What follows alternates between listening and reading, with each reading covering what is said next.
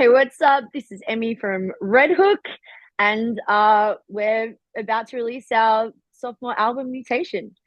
Beautiful, Emmy. Thanks for joining us today. Thanks for having me, mate. No worries. So we don't do this very often because it actually puts the artist under the spotlight a little bit. But what we're doing today is it's an interactive review of the new album Mutation. So basically, I've written the review. You haven't seen it, but I'm going to read through you bit by bit what I've got, and you tell me whether I'm on the right track or whether I'm full of shit or whether I should go back and start all over again. You know I'll always tell you when you're full of shit, Crispy. That's one thing I love about you, Emmy. All right. So here's the intro. It starts off. After making us wait 6 years for their debut album, Postcard from a Living Hell, Sydney experimental hard rock outfit RedHook is now on the cusp of delivering album number two just over 18 months later. A skeptical person may wonder if this new album is possibly a byproduct of the modern musical climate where content is king, but anyone even remotely close to the RedHook camp would counter that by simply pointing to the fact that the creative shackles have been broken and the juices are flowing. Already, Mutation has spawned a multitude of singles and of varying musicality, suggesting RedHook have expanded their sonic palette even further on their sophomore album, which will be unleashed on the world on November 22nd. Oh, I love that. Great intro, my brother. I love the use of the word juices. Always a Jesus, it's a beautiful term, isn't it? great term. Well, I off to a good start. I'm not offended or confused yet. So we're All right, we'll move we're on. good. It was See if, solid. see if we can make that happen. Okay, Open Up Pyromaniac eases to life courtesy of stifled electronics that soon flower beautifully into a welcome but unexpected track that sees vocalist MACK tapping into an almost vulnerable innocence amid swirling text and Oh, malicious intent. While not hip hop vocals per se, they are at times spat with venom and surety that are offset by a more measured and heartfelt chorus that restores the status quo.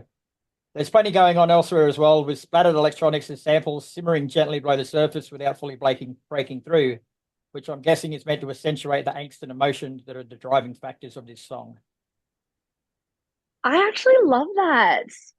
That was beautiful. Yeah, like no notes. Yeah, I really dug that, man. Thank you. It's all right. It's all right. Tell us a bit more about the song.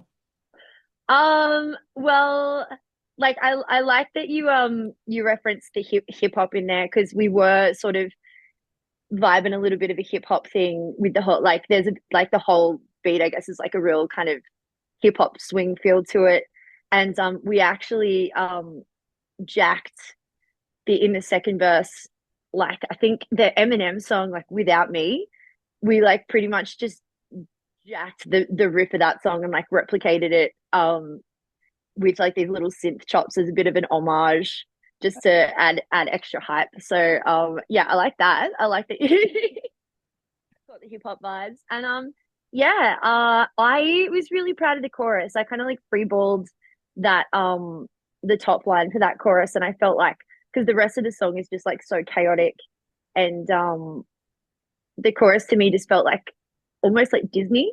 I felt like it could almost you could almost sort of see it in a Disney movie if it, if it wasn't for all the F bombs. Very cool. All right. So breaking up with follows a quirky dose of samples, quickly ushering in a serving of saxophone that is funky as fuck. This is a rock drenched slab of sultry dynamics, shuffling along at an infectious pace that seems to put Emmy on edge as she boldly declares that she is breaking up with herself. Ease up, Tiger. Things aren't that bad. This track is a rollicking fun time, smothered in layers of sonic pleasantries that suggest RedHook's tongues were firmly planted in their cheek when they wrote it, which is also when the band is at their mischievous best. I love that. Nailed it. Nailed it again. Cool. So tell us more.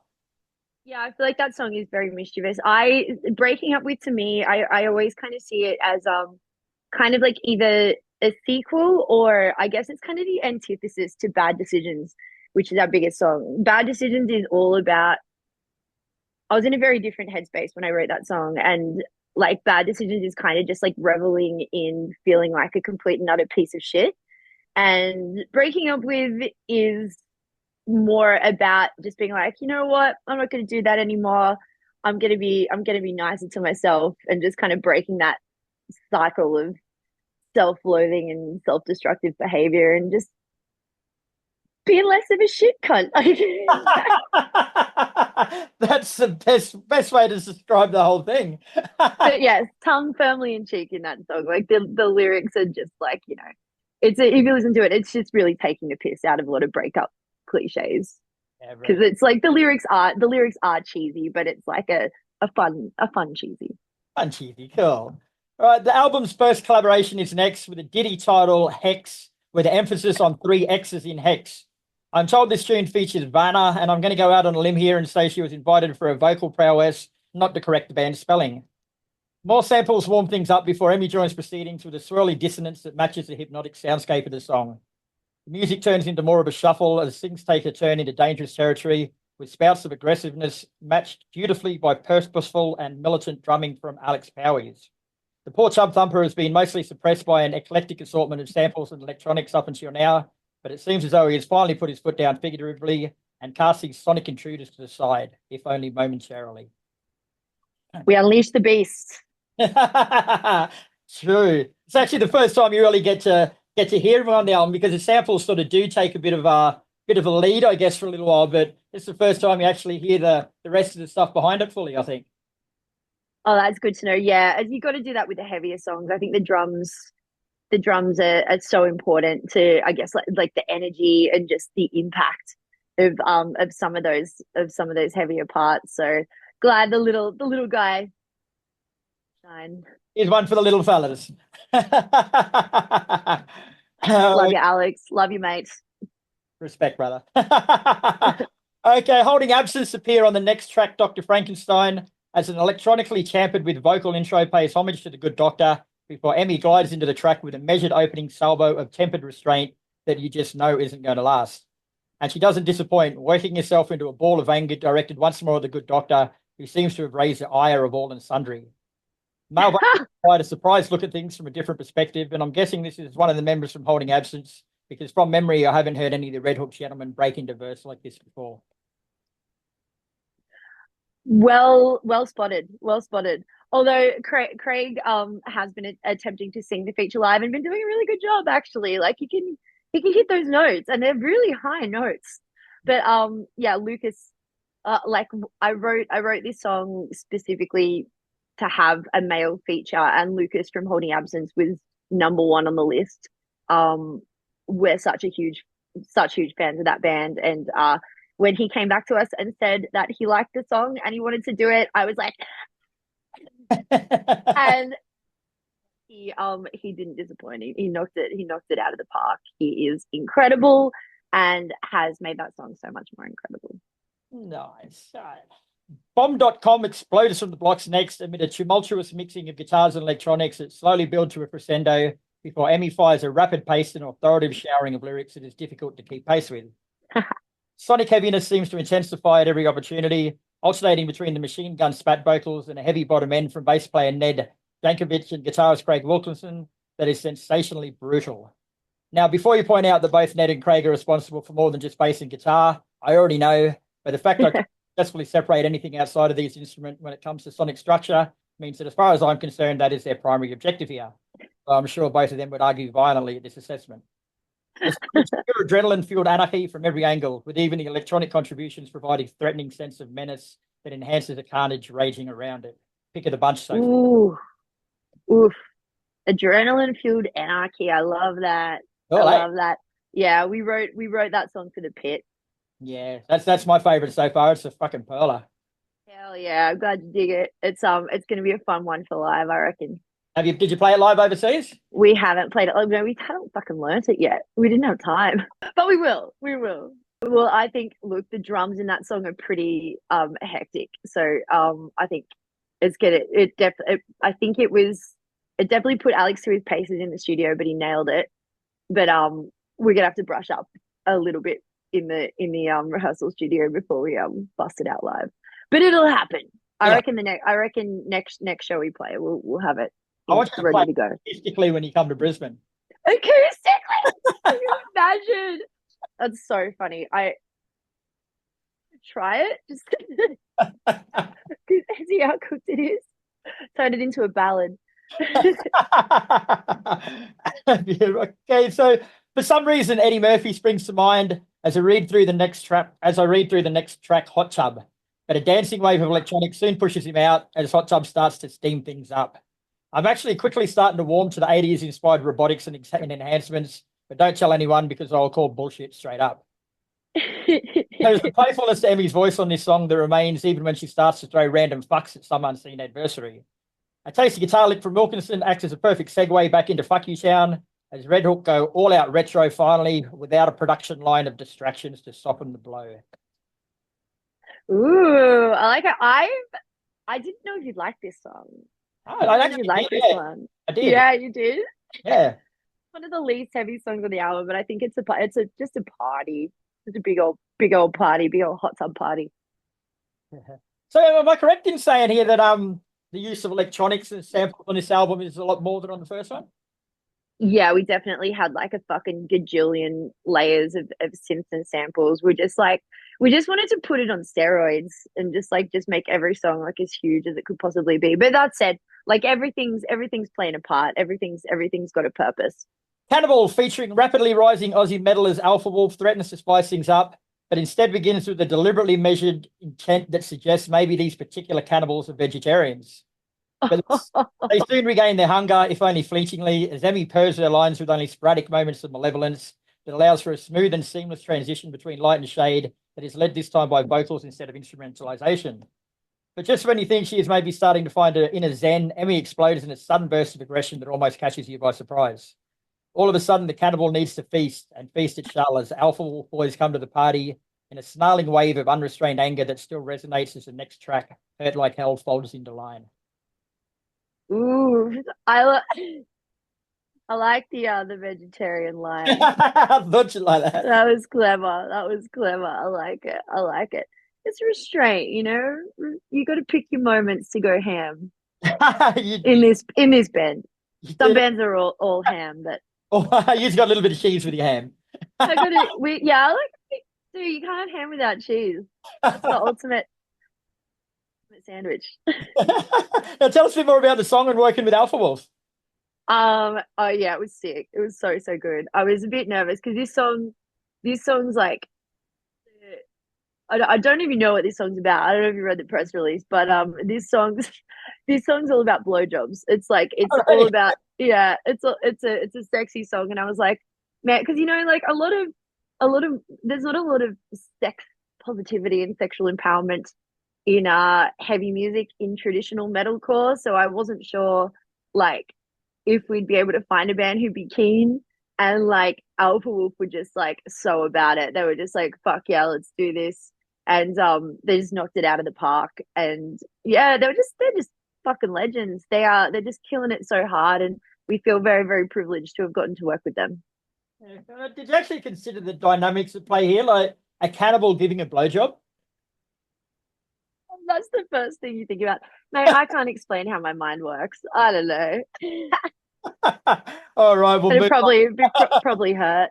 on. Well, speaking of hurt, hurt like hell. Hurt Like Hell Hey. is next and sees Emmy reclaim the sultry innocence that punctuates much of her work. Her ability to paint a sonic landscape just by altering her vocals or attitude is a feature of Mutation. In fact, the contributions from all four members is practically flawless, showing a maturity that shouldn't manifest in just 18 months. Oh, that's so nice. I love that. Thank you. This is sweet, but that actually means a lot to me. Thank you, Uh, brother. you're more than welcome. You're more than welcome. Tell us about the song. Um, her like hell. It's just like a cool rock out track. Um, it's it's got like that. I really love like the dirty swing riff and like the carnival clown sort of synth that it's got going on. And yeah, I think it's just more of a kind of just like a straight rock track. So, Party Zombie sounds like an oxymoron before it even starts, with an eerie electronic intro setting the tone for a restrained number that would be Red Hook's love song, if they wrote such things. Seems the focus of this track is dancing, which would seemingly be difficult for a zombie, but obviously Party Zombie is more lively. Who would have thought? This is perhaps the most pure track on Mutation in the sense that it follows a steady trajectory throughout without veering off sporadically in any given direction. I'm not sure if they threw this in to prove that as a unit, Red Hook can follow rules and convention, but I'm not buying it. So fair, so fair. Yeah, Party Zombie. like that song means a lot to me. It's all about kind of just like something that I do a lot when I've been the way that I cope when I'm going through heartbreak or like when things are really shit. Um, it's just like I'll be out in social situations and just feeling completely dead inside, but then I don't know, kind of like a fake it till you make it thing, just like, just about like, laughing while your heart breaks and dancing, boogieing through the apocalypse and hoping that, you can sort of fake it till you make it. But in terms of like the style of the song, that it I think, yeah, it's like a little bit less,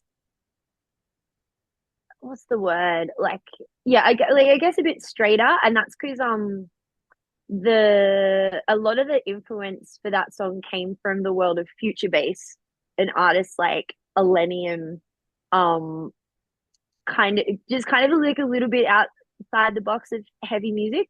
So that's one that I'm not sure that everyone's gonna dig, but I think the people who get it will get it. Yeah, very nice.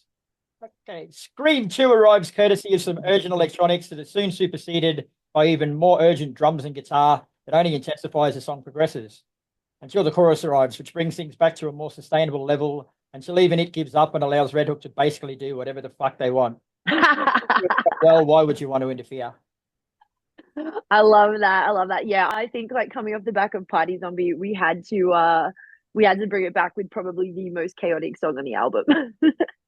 Which that is. It really is. But it's a lot of fun. It's a lot of fun with like I was very I don't know if you can tell in that first verse, I was channeling a lot of System of a Down in those vocals.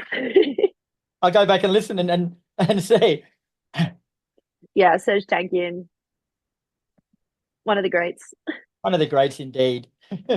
Okay, so Taurus closes the curtain on Mutation and is a fitting finale that acts as both a farewell and a welcoming rite of passage.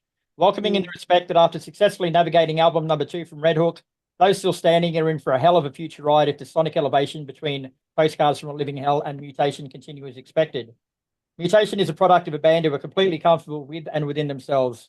It's a tribute to the hard work and dedication of a band who will, if the musical gods have any respectability, mark their names amongst the best this country has to offer. Nice work, kids. Oh, Christy, you made me cry. I'm That glad was to do so that. sweet. I'm so glad you liked it. It was an awesome album. Really, really well done. I'm thoroughly impressed. Oh, my brother. I don't know what to say. It means a lot to me. It means a lot to me. We obviously, we worked very hard on it. Blood, sweat, tears, all the juices. All the juice is flowing. All the juices. But yeah, thank you so much. That was an incredible review. That was fantastic. And my heart is very full after hearing it. So thank you so much. My absolute pleasure. And Mutation will be released on November 22nd. So where can people get a hold of it? Um Everywhere. It'll be like wherever you stream your tunes. But if you want to link to it, just go on our socials. It's We Are Red Hook on literally everything, and you'll be able to hunt it down.